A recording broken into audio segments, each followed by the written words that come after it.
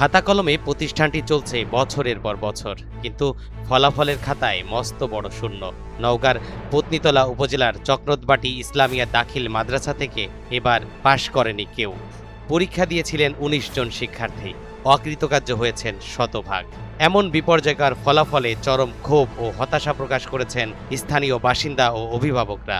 তলা থানা বর্তমান যে চকনোটবাড়ি যে মাদ্রাসা আছে, শুনতেছি একটাও নাকি পাস করতে পারে নাই। এখানে পাস করবে কিভাবে? মেন কথা হলো যে মেরামের উকুন তোলে। হ্যাঁ, আর এখানে শিক্ষক যেগুলো আছে সবাই বসে আড্ডা দেয়, আর শিক্ষার্থী তো নাই, তাদের কোনো চেতনাই নাই যে শিক্ষার্থী আমাদের করতে হবে বা আমাদের মাদ্রাসার কি পরিস্থিতি। একটা সাইনবোর্ডও নেই মাদ্রাসায়, তাহলে মাদ্রাসাটা চলবে কিভাবে আমাদের? তো সরকারের দৃষ্টি আকর্ষণ করতেছি যে এদিকে যেন একটু নজর দেওয়া হয়। শুধু শিক্ষকরা তো বেতন তুললে হবে না, এদিকে শিক্ষার্থীদের দিকে নজরও দিতে হবে বা মাদ্রাসার দিকে নজর দেওয়া লাগবে। ও ভাই, এটা মাস্টারের ব্যর্থ।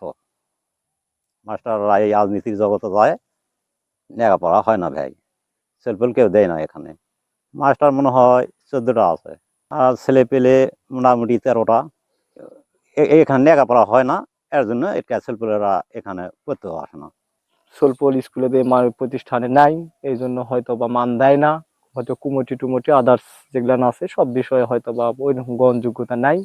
এখন সরকারের বেতন খাচ্ছে শিক্ষকরা, এখন পাচ্ছেই তো, এখন ছাত্র থাকলে কি আর না থাকলে কি। ফলাফলের কারণ জানতে মাদ্রাসাটিতে যায় এনটিভি অনলাইন, তবে ক্যামেরার সামনে কথা বলতে রাজি হননি ভারপ্রাপ্ত প্রধান থেকে শুরু করে কর্মকর্তা বা কর্মচারীর কেউ।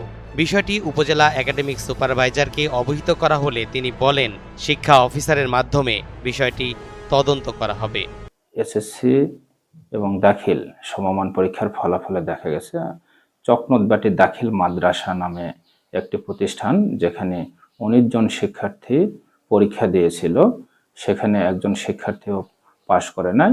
বিষয়টি আমরা এবং ফলাফলটা আমরা জেলা শিক্ষা অফিসার স্যারকে আমরা জানিয়েছি।